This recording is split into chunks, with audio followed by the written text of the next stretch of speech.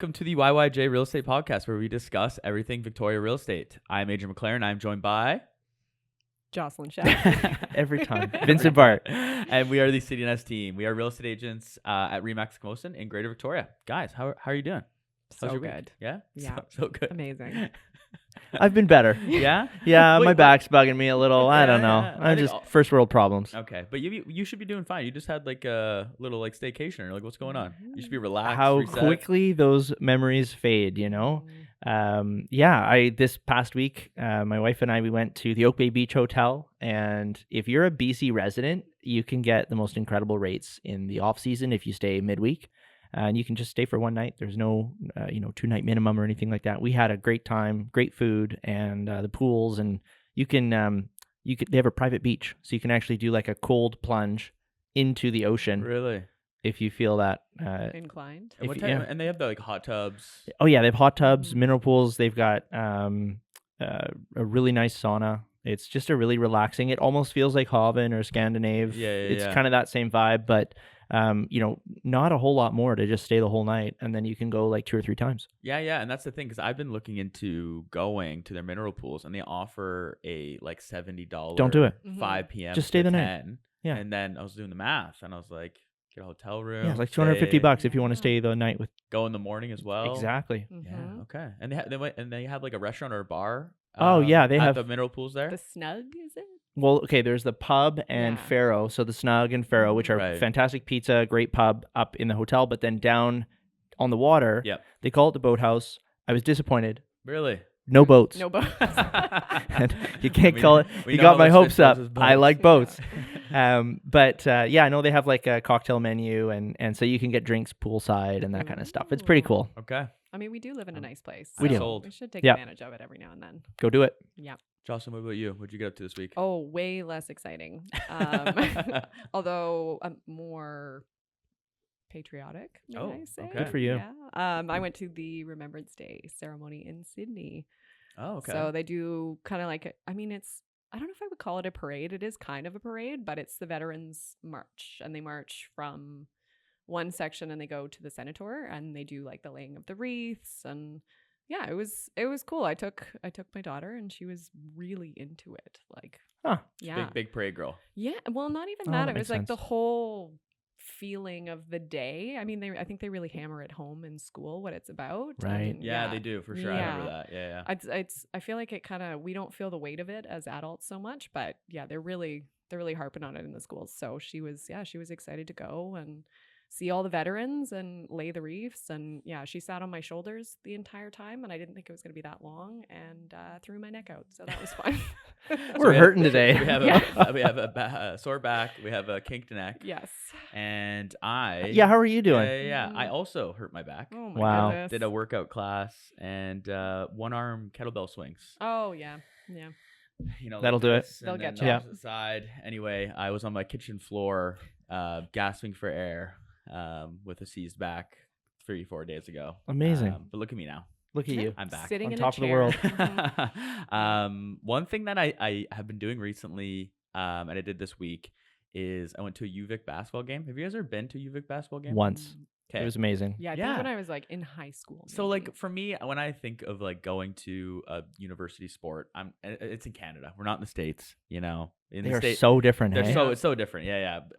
But so I don't expect much. But right now we have, I think like it's like the best player in the entire league in Mafia is his last name. He's like the point guard. Okay, with a last name like that, he should Yeah, be. yeah, That's yeah, yeah. amazing. Yeah. And this is his last season, and I think he plays overseas in Europe Pro as well.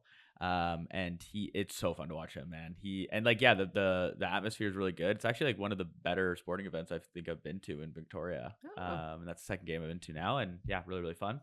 Cool. The other thing that's kind of funny is my Matea, my partner, her little sister graduated from nursing school recently, Aw. but she missed her graduation. Aw. Double aw. Wah, wah. And so what her friends did is they threw her a surprise like ceremony Aw. And so like we all of us got over to their friend's house.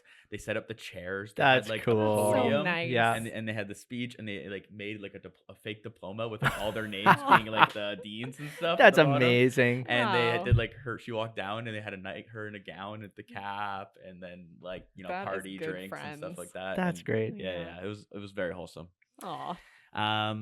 Cool. Anything else, guys, or should we get into it? Should we Let's into- just into get the- Yeah. into the meat and actual- potatoes. yeah, Let's meat do and it. potatoes. Okay, here we go. So, summary of the podcast today. We have some mortgage news. That's coming up. That's gonna be important. We have some law news. I'm going to be doing a segment on why I think pre-sale prices have hit rock bottom, and these two are going to maybe argue against me. Exciting.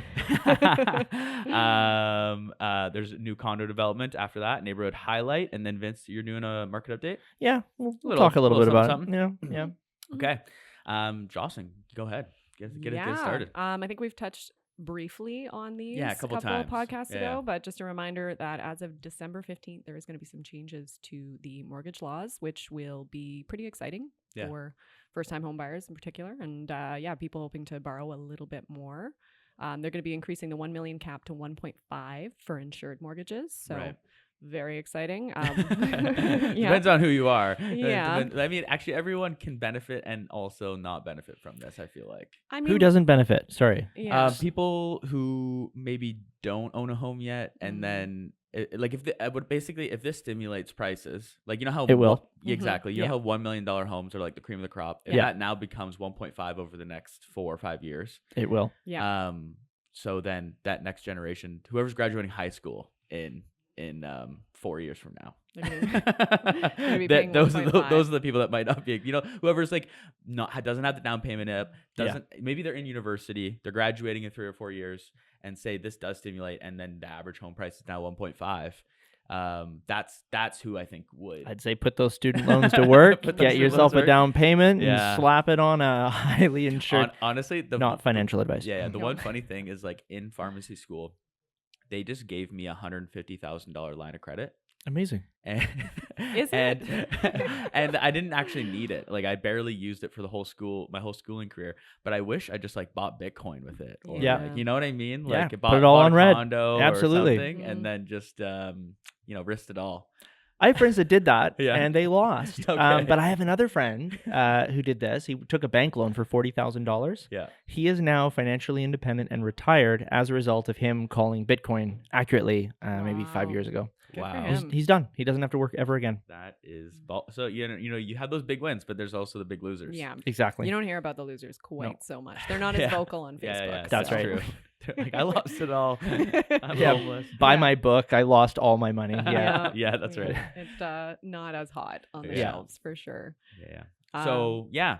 I guess that is that So kind of that's one of the changes. The other one, I mean, this is the big one, is the amortizations. We're going to see go up to 30 years. So so payments coming down, qualifying yeah. for more, And that's Qualifying for on new more. construction only, though. and first time home buyers. Yes, but it has to be new construction. Hang on. So a no. first-time buyer Mhm. can buy some crummy old decrepit townhome, Yep. I think 30-year so, yeah. amortization. Yeah. They're I just mean- they're trying to help Wow. that first hometown buyer get into the market. I right? learned so much on the Yeah, YYJ I- Real Estate I podcast. know. I don't know if it's necessarily That's a what we're good here for, thing. Vince, to educate you. One realtor to another. That's we'll right. figure this out. Yeah. Yeah, I don't know. I don't know if it's necessarily a good thing to be able to take on debt for longer in your life personally, but if it helps people get into the market, then I'm all for it. Yeah. And, And I mean, you can still do 30% down if you have 20%, and it's just allowing those people who don't have that large down payment Yeah. to kind of also do that 30-year. yeah. So And let's be real. I think less and less people are going to have 20% if, prices continue the way they're continuing. So Yeah. it's a good thing for everyone with less than 20% down. Yay. But the other thing too is like even if you do these long amortizations and you have a low down payment, there's nothing that says you can't pay off big chunks of your mortgage. So you could be saving up, you could be doing accelerated payment Mhm. schedules. There are lots of ways that even if you use the 30-year M just kind to of get game in, the system a just bit. get your foot in the door and then work like your life depends on it to pay that thing off in 15 years. And it's definitely possible to kind of get that under control. That's a Yeah, really yeah. good point. Yeah, definitely. Thanks, Vince. Team Dad. So as we said, December 15th, that's kind of the date. So I don't know about you guys, but I'm definitely seeing some people that are kind of waiting off, to waiting see. for that. Yeah. And I think we'll see probably in the next couple weeks closings after December 15th as well. Yeah. And that's all I got on that. That makes sense. Yeah. Vince, you have some law news. Ooh. Yeah, I mean, some legal updates. Again, I guess we've already kind of talked about this a little bit. We've talked but about this. It's kind of like the reminder. It's like, hey, did you get your homework done? It's coming up. Yeah. Bingo. Yeah. All right. So reminder, January 1st, 2025, if you purchase a house and you do not live in it for at least 2 years, you're subject to an anti-flipping tax, which means that any profit that you make, if you buy a house for $1 million and sell it for 1.1, there's $100,000 of profit there. You would have to pay 20% tax if you sell it within the first year.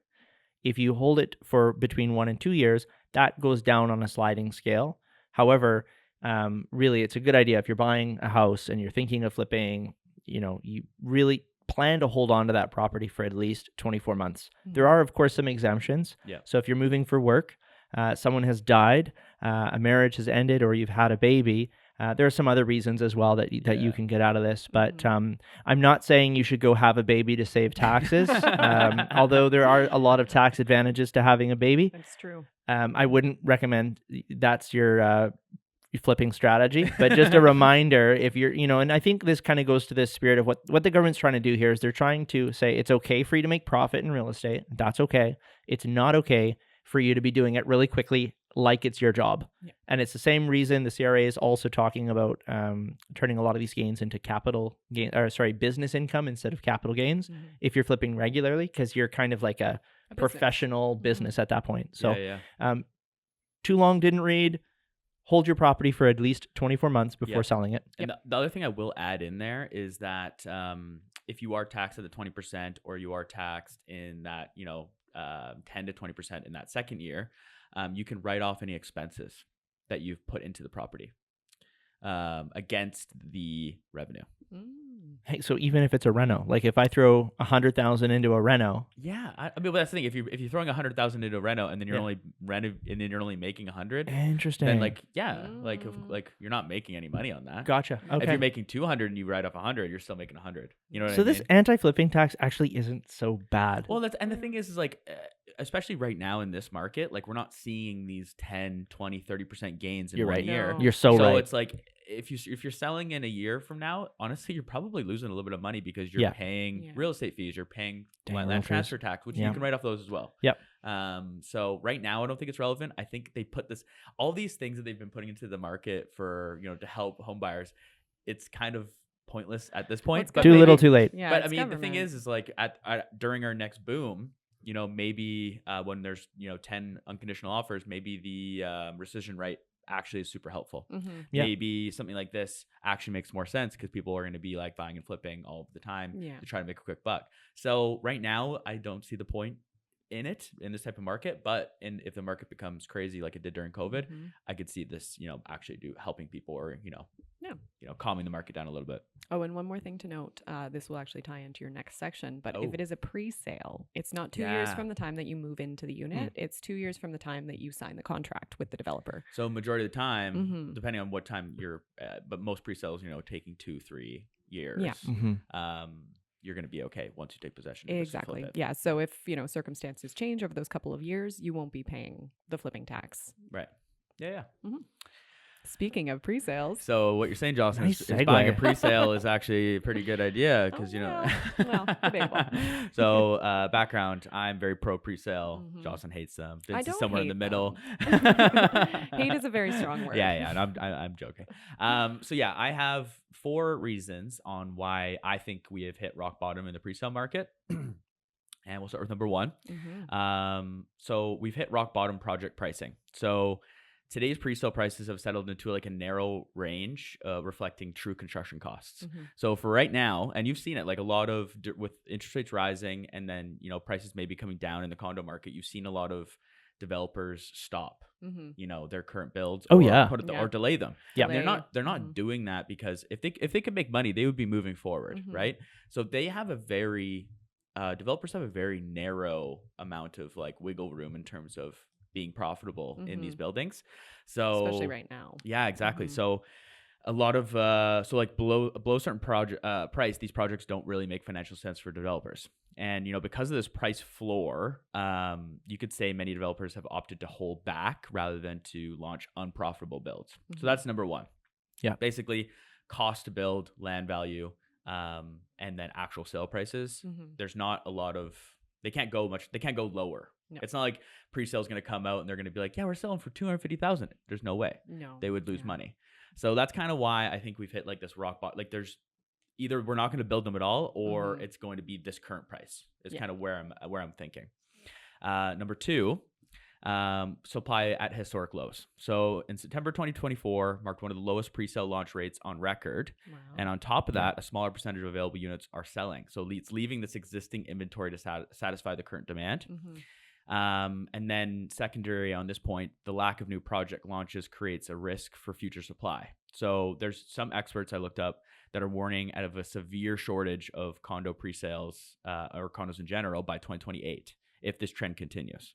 So, if this high interest rate, developers are delaying, nothing's going to be built. Eventually, we're going to have a point of time where, interest rates come back down, the housing market picks up, and all of that gets eaten up, and then there's nothing left. And what is supply and demand, right? Like supply dwindles. There's nothing new coming for a couple years. Yeah. It's just going to create a bit of a frenzy in terms of buying. We're on the other side of it right now, is that they built and built and built. Exactly. And then now there's all this inventory. Exactly. So, yeah, we'll see the flip. I'm going to add one more stat that kind of supports that. So I'm just on the CMHC website, and they have monthly housing starts as one of the metrics that they track. And in Vancouver, which isn't Victoria, I know that, relax. But in Vancouver, the actual starts of new housing units are down 19% in 2024 compared to 2023. So this supports what you're saying. We've been promised from a government kind of perspective, we're going to have all these new housing units, but the actual numbers that are coming out of Canadian Mortgage Housing Company or Corporation, are not supporting that. They're saying that no, we're dropping the number of new housing starts, and that really supports your argument that we're going to have a real crunch on inventory. Well, and it just kind of makes sense. Like, people have to remember, developers are not the government. Yeah. Like, they're businesses. Yeah. So if they can't make money, they're not going to build. And so, like, I don't know if there needs to be more incentive from government to keep these builders building during tougher times like this. I think so. Because if they don't, then it's just a swing thing, right? It's just this constant, like, we're not going to build. Oh, there's less supply. Prices go up. Oh, we're not going to build. And then there's this constant over and over every 5 years or whatever it is, Well, and development charges, like DCCs from the municipalities, are one of the largest tax costs that developers have to face. Why not index that? Have like an index that says, hey, if housing starts are dropping, we're going to actually drop these charges in order to kind of stimulate. And all we're doing as a government is we're just saying we're not going to tax you so much. Yeah. Because taxes are the number one cost. When you look at all the different taxes that get paid out of a developer's pocket, from payroll taxes all the way up to GST on nails, they get hit from every single department and level of government. So just reducing that tax burden, I think, would go a really long way. Yeah. And the other point I would make on that is, obviously, if they're building less, they're going to be paying less taxes. So it's almost like if you keep them moving, they're not going to do any layoffs. They're going to have all these employees paying tax. They're going to have, they're going to be paying tax. You keep them kind of chugging along. There's so many benefits to incentivizing developers to actually build in these down times. And we've seen the incentives on rental. So we're seeing more of those starts. And it was stimulated because the government was like, hey, build rentals. Here's like a bunch of tax breaks. And we're seeing it. So I would maybe say, like, why not have it with condos as well, or townhomes or whatever. So anyway, number 2. Number 3, interest rate relief on the horizon. So upcoming potential interest rate cuts could provide relief for pre-sale buyers as developers adapt to interest rate shifts. So they expect that by spring 2024, rate reductions will make new mortgages significantly more affordable, benefiting today's buyers when their projects complete in 2 to 4 years. So, I mean, obviously, this is hearsay. Like, the projections, they're priced in. They have certain percentages on like how likely this is. So we can't say for sure that interest rates will be lower in 2 to 4 years, but like I would say pretty certain in 1 year they'll be lower. And so if it keeps trending that way, basically, like, in my mind, I'm seeing this window from now until January 1st, there's going to be some sort of bottom in pre-sale between now and then. And then I would say sometime in the spring, March, April, when they, I guess, put more stock on, they're going to like release their second wave of, when they're getting closer to these buildings that are finishing, those prices are going to be higher. So I think right now, it's low season. The developers are, hungry to get their current phase of sales done so they can move on to phase 3 or whatever it is. Well, there's a number of projects where it's, one building is completed and there's still units left in it, and they've got a second building completing in the next 6 months. Yes. So you look at how much inventory is going to come up in that time, and they need to move the units that they have. Exactly. And the thing is, and then when they're close to being completed, say you're 6 months out, they're releasing it at a different price point. They're almost releasing them, I would say 6 months till closing and further, you're releasing at almost market value versus pre-sale. You get a bit of a discount in terms of waiting and funding the developer. So what are you guys' thoughts? Like, do you guys kind of think like, do you guys agree? Or from that perspective, absolutely. If you're not considering the risks, and I think this is where I kind of would temper some of that exuberance. And Jocelyn, you probably have some comments on that too. There are risks associated with making a speculative. There's a couple of assumptions here. One, that inventory is going to continue to be low, and that the government's going to continue to be inefficient, and that we're going to have a real constraint on inventory. Two, we're assuming that interest rates are going to go down.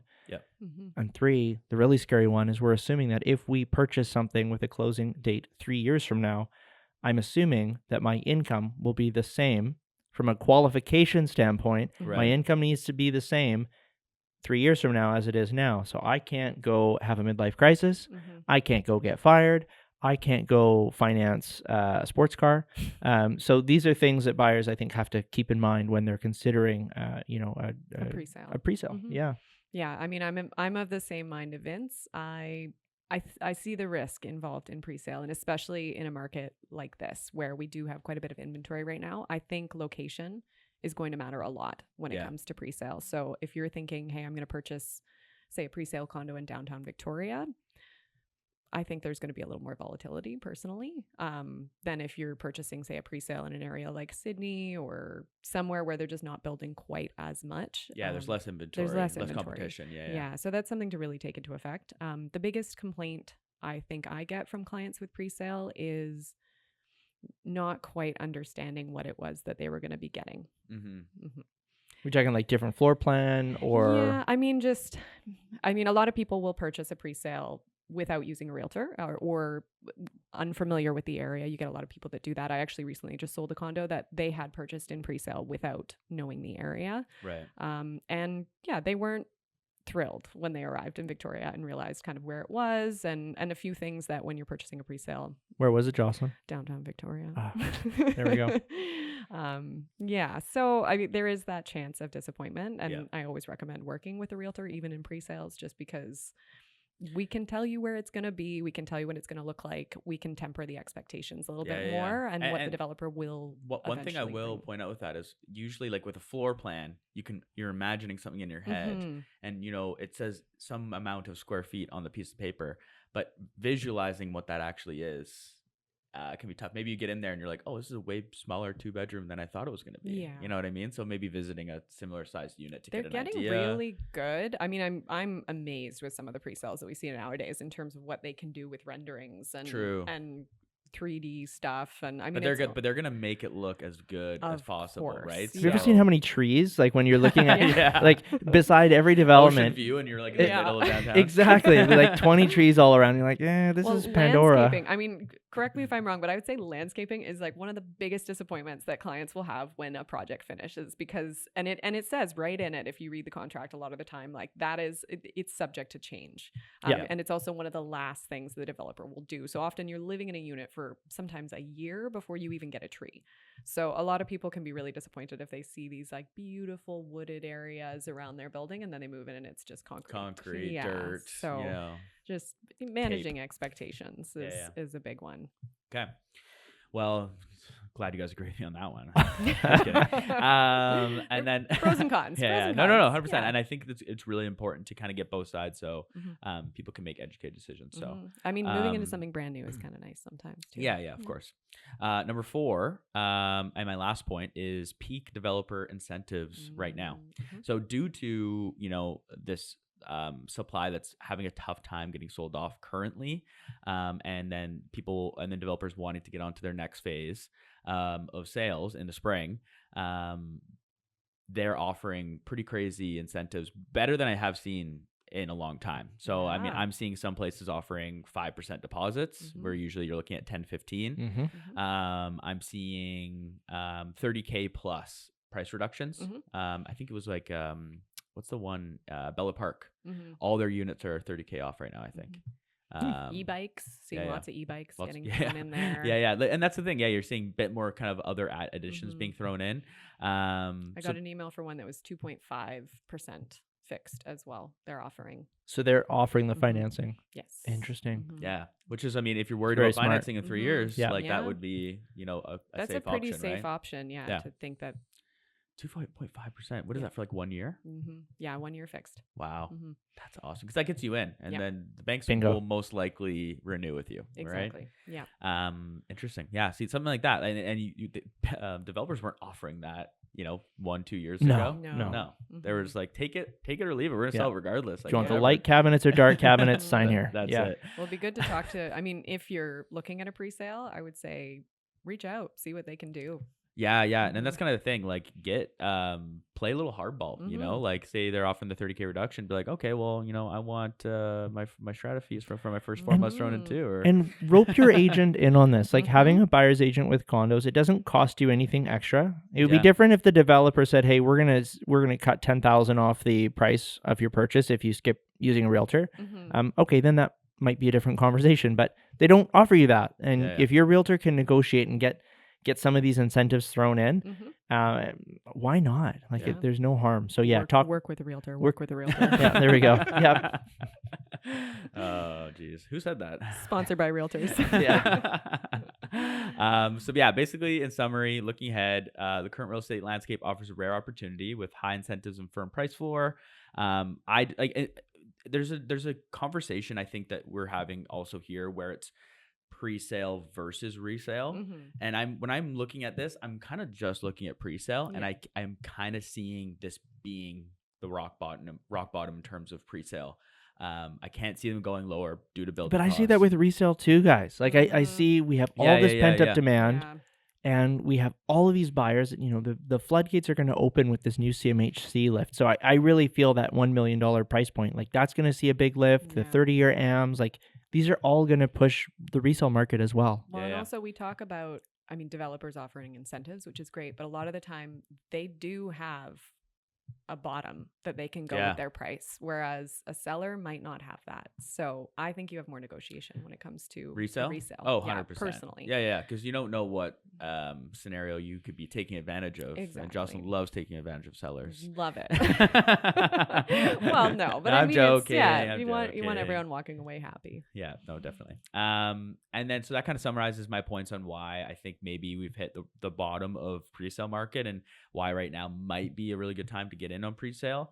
And I see it kind of trending upwards, and then maybe hitting that supply issue in later years. So So then, are there some really good new developments that a person could look into? Yeah. I don't know if I would I don't know if I have an opinion on Parkview on Glasgow. That's the development that we're going to talk about next. It just recently came across my desk. I had a couple people asking me about it. Did a little bit of research. They're offering, I would say, like, these features are almost becoming standard in condo buildings now.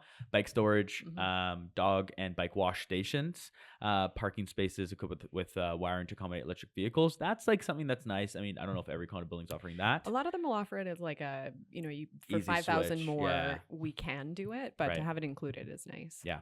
The Motto car share in the building. So those are kind of the features. I would say pretty standard, nothing too crazy in terms of features. One bed and one bath starting at $469,900, which is not bad. It's not bad for brand new. And then you have up to 2 bed, 2 baths starting at $739,900. So, and this is at 3347 Glasgow.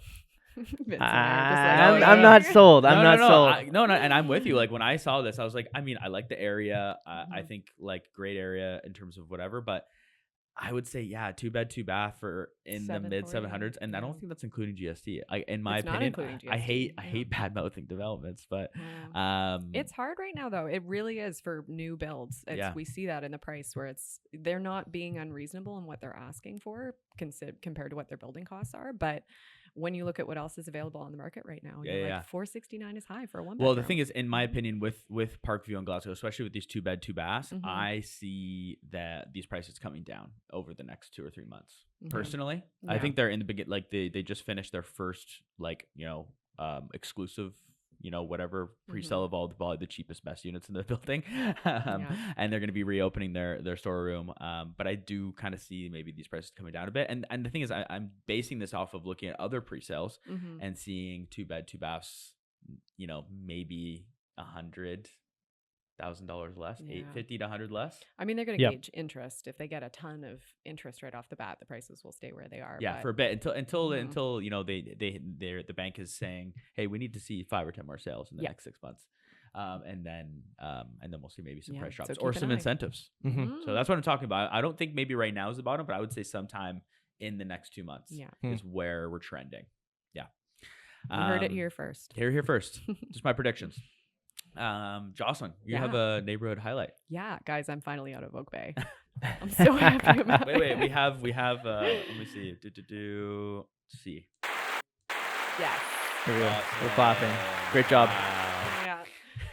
It was a long road, but I'm happy to have made it here. I am now in Jubilee, so working my way back to the. Yeah, and the thing is, a lot of the time, I even count Jubilee as Oak Bay. I mean, Oh, a yeah. lot of people It's do. like Victoria, Yeah. Oak Bay. You know what I Yeah. mean? If you're not from Victoria, you would look at it and be like, yeah, that's obviously Oak Bay. It's so close. It's so small. The whole area is, but Oak Bay adjacent is the best way to describe it. But it's kind of a cool little neighborhood because it is way more affordable than Oak Bay when it comes to buying stuff there. I mean, single family, I'll see stuff go for under $1 million there, which you just won't really see That's true. in Oak Bay. And there's more condos as well, which is nice, kind of like older. Yeah, there is some cheap. I actually on Begbie, I got someone into a 1-bedroom and den for $360. Yeah. What? 780 square Man. feet. Yeah. Yeah. Which That's- 360 for like I'm like, damn. Good I mean, for it's an you. older building, but like strata was good, well maintained. They had a good reserve. Yeah. So I was surprised. No, there's some nice little condos in there. I mean, some of the buildings are older, but Yeah. people are doing some nice renovations, and I mean, it's great. Like as far as access to amenities go, you have everything you need. You can walk to Oak Bay. It's right on a bunch of different major bus routes. Which is really awesome if you're either working downtown or working at the university, anything like that. Very convenient for that. Pros, affordable, which is nice and hard to say a lot of the time downtown. It is close to a lot of stuff. The hospital is right there. I don't think I've even mentioned the hospital, which is why it is named Jubilee. Yeah. Because it's right next to the Royal Jubilee Hospital. The one I actually will throw. The hospital's a pro. You're really close to the hospital. It's also in my cons. Yeah, I was gonna say Mhm. also maybe one of Yeah. the cons. So I'll let you touch on that. And then maybe Yeah, I'll no, add it's in. okay. You can throw it out too. Yeah, it is on the flip side.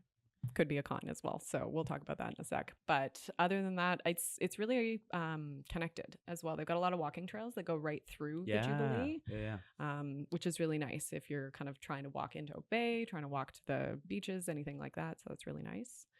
On the con side of things, as Adrian mentioned, it can be really noisy because it is right next to the hospital. Yeah. So you get the sirens, you get the late night visits, that sort of thing. If you're like right across from the hospital, it is going to be noisier for sure. But there are areas where you don't hear that it's a bit quite quieter. as much. And that Jubilee is the hospital that handles most of the downtown homeless mental health. It is the mental health hospital. It is as well. not the hospital that you go to, say you're, out partying late at night and you decide to jump off a bar and hit your head. That's going to be Vic General that you're going to go to.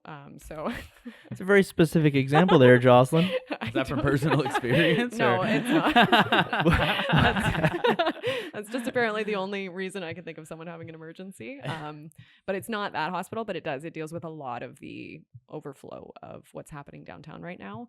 And it does affect parts of that area as Yeah, well. You'll I would see say like people getting released. There's a lot of drop-offs. There's lots of pickups, or also just people trending back downtown from the hospital. And you'll see too, it's an area where there's a lot of graffiti on buildings and that sort of thing. So there is a bit of an trickle down effect from being that close to the downtown core and some of the things that they're facing there. There is a little more homelessness. Yeah. That sort of thing. But, you have Discovery Coffee, so pros and cons. Yeah, might be worth Should we it. chat about our favorite places? Yeah, let's talk about our Jubilee? favorite places in there. That's more exciting. I have, you said Discovery. That's new. Is that Yes. new? Brand spanking new. Brand Yep. spanking new. Yeah, Discovery Coffee. I don't think I've been in the new one yet. That's on Oak Bay. Mhm. Yeah. Yeah. In the basement of or the ground floor commercial space of the Redfern on Oak Bay Ave. And that's right across from Red Barn. Barn. Red Barn, yeah, which is Yes. I'm apparently not allowed to mention it because it is technically in Oak Technically Bay. on the Correct. opposite side of the street. My favorite spots, I have Togo Sushi. Have you ever been there before? It's not to go sushi, it's Togo sushi. Oh, it might be to go. I've been saying Togo for a long time. Somebody please tell us. 'cause, Yeah, we need some advice on that one. Yeah. And then also Pizzeria Prima Strata. Ooh, Pretty yeah, decent it's good. pizza Oh, place. that's amazing. Mhm. That's Yeah. probably my favorite pizza in Yeah. Victoria. And then right outside, I'm gonna mention it, but I think this might be Fernwood. It's like just down Bay Street. Capo Marta. Have you guys been there yet? No. It is like modern Japanese cuisine, but it's not traditional. Ooh. It's more like, I don't even know how to describe it. That's but Oakland's. Oh, Just saying. Oakland. way It's out. Oakland's. Yeah, You're that's way your, out. that's your hood. Yeah, it's my Jubilee hood, is yeah. really, really small. It's Shelburne is kind of But like where it It's finishes. within 30-second walking of Sure. Mm. of Okay. Jubilee. Yeah, And but- anyway, Capo, really, really good. I would say it's Okay. actually my favorite out of all the ones I listed. But You sure it's not Capo? I'm just kidding. Tough crowd today. Yeah. it's- There's also the Good Side Pastry House, Yeah. which Where's that? apparently it's right across the street from Royal Jubilee, it's really good. and they line up out the door. Yeah. It's kind of like Fry's Bakery. It's kind of like this like trendy thing where it's hip to just like stand outside in Like the lineup. $9 croissants. Exactly. Oh, Yeah. I know exactly where Bring your you're saying. Blundstones and like canvas reusable bags. The tiny toques. The Tiny- Victoria tiny toques. hats. Yeah. You know, there's an Instagram account for that. Teeny Yeah. weeny beanies.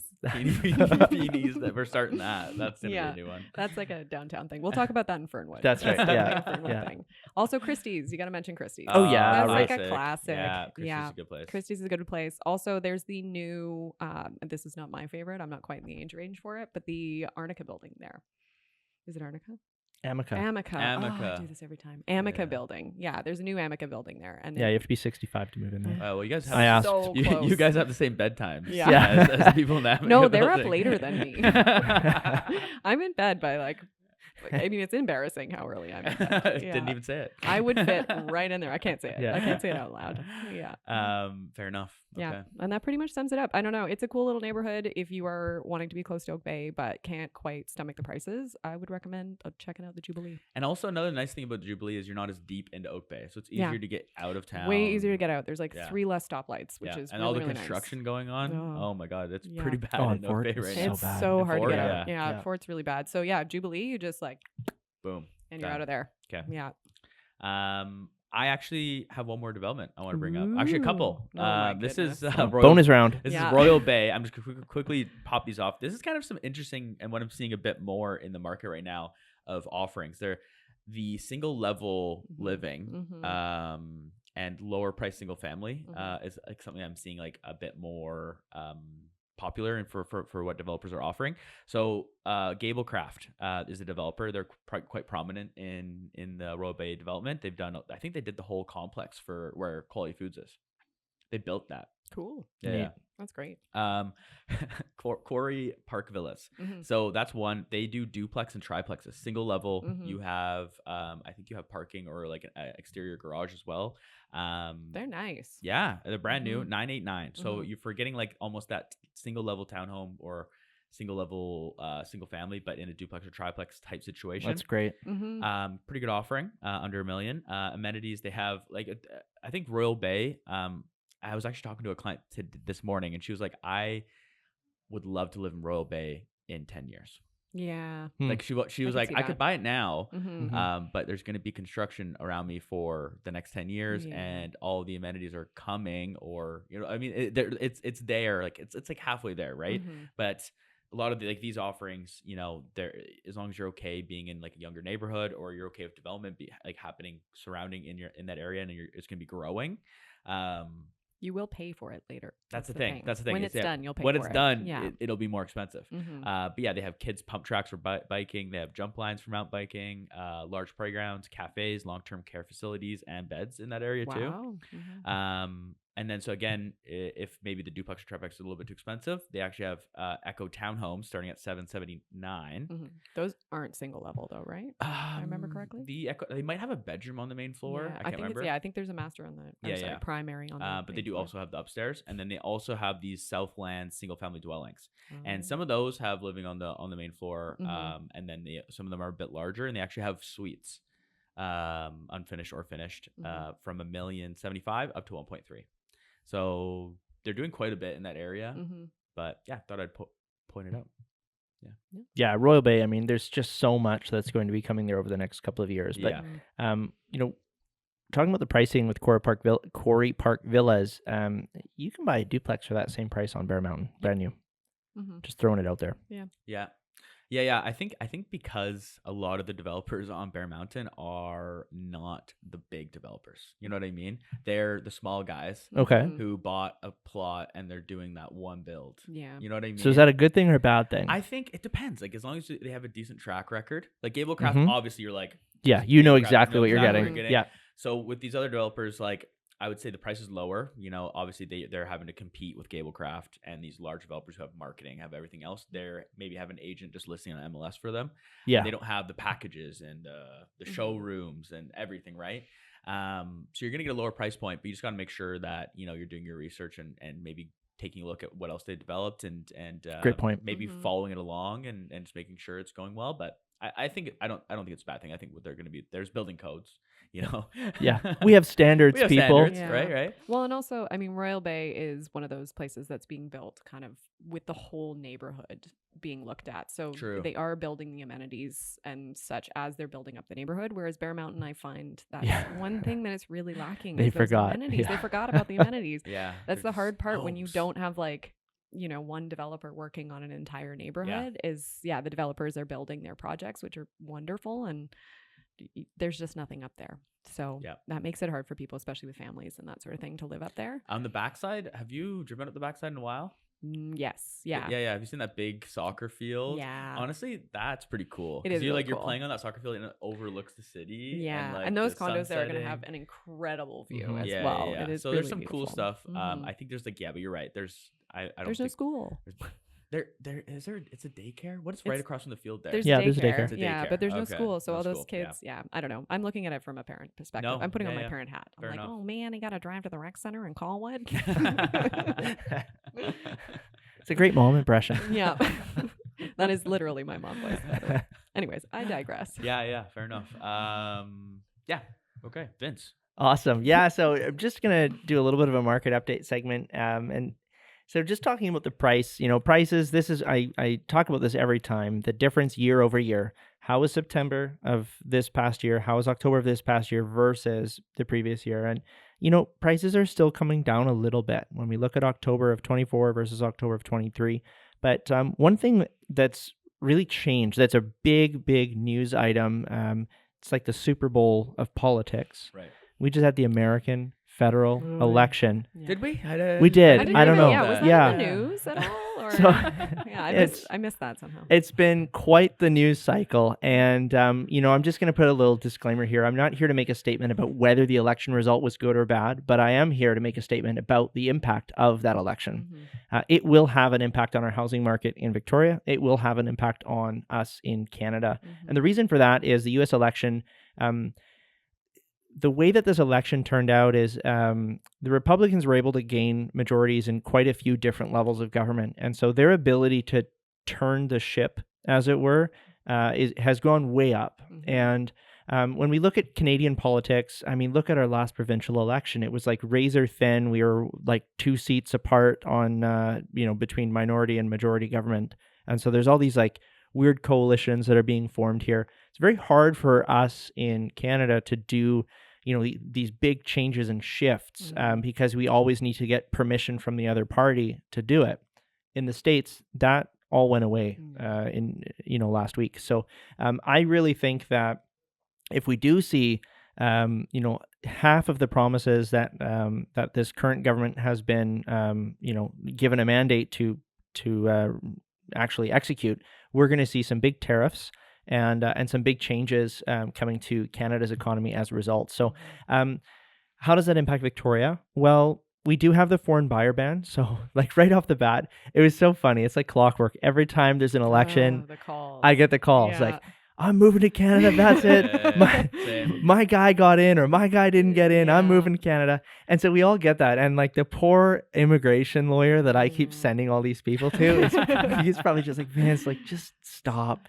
Write a blog article about it. Tell people about the foreign buyer ban. So it's just a reminder for the disgruntled Americans that want to join us in Canada. You can come and rent, but you cannot purchase residential real estate in larger cities. You can go live out in the boonies if you want, and I'll happily show you some places out there. There's some great places in Lake Cowichan, but Shawnigan Lake.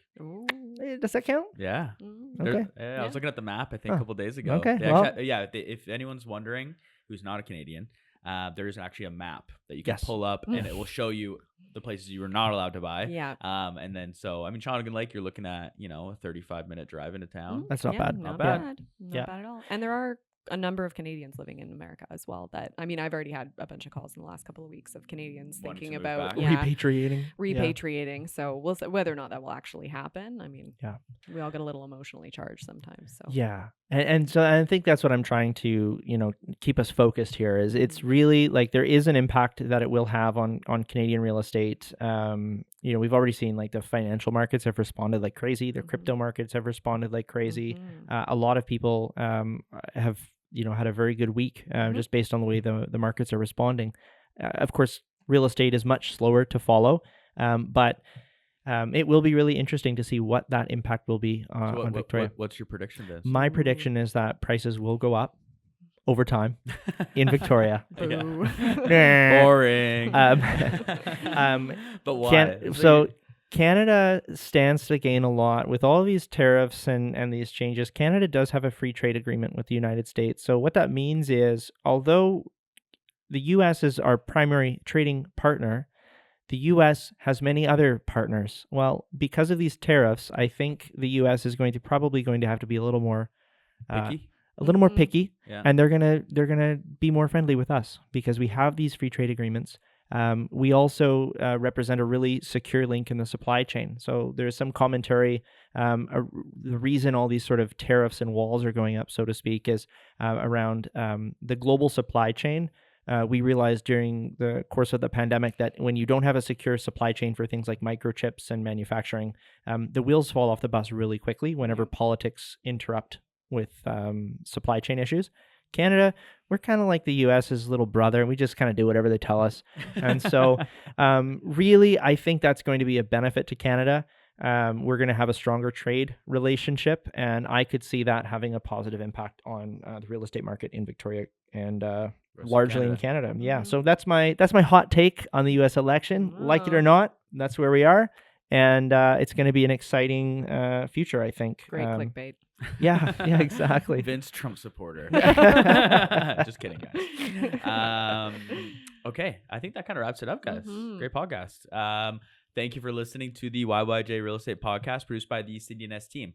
We have had some fantastic reviews and we love them. So please leave us a review on Spotify, Apple Music, or wherever you are listening. Yeah, I think we're at like 17 reviews on Spotify. I don't know. Wow, I can't see them. I think it's because I asked so nicely.